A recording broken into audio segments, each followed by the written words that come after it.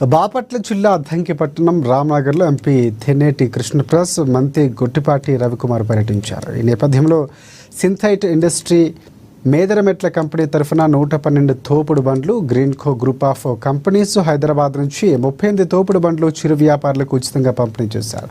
చంద్రబాబు నాయకత్వంలో పేద ప్రజలకు తెలుగుదేశం పార్టీ ఎప్పుడూ అండగా ఉంటుందని తెలిపారు. మిగిలిన చిరు వ్యాపారులకు త్వరలోనే మరొక 150 తోపుడు బండ్లను రెడీ చేసి ఇవ్వనున్నామని మంత్రి తెలిపారు.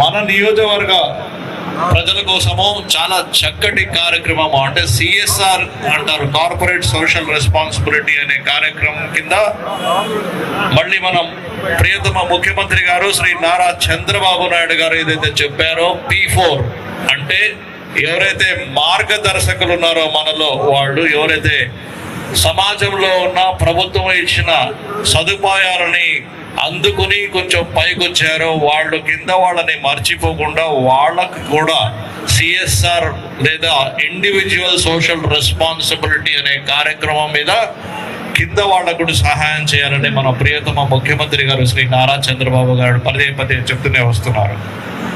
ఇంతకు ముందే మన మంత్రివర్యులు ఇక్కడ అద్దంకిలో ఇదే కాన్సెప్ట్ మీద చాలా మందికి ఏదైతే కుటుంబశులు కానివ్వండి, పరికరాలు కానివ్వండి ఏమన్నా అందజేస్తూ వచ్చారు.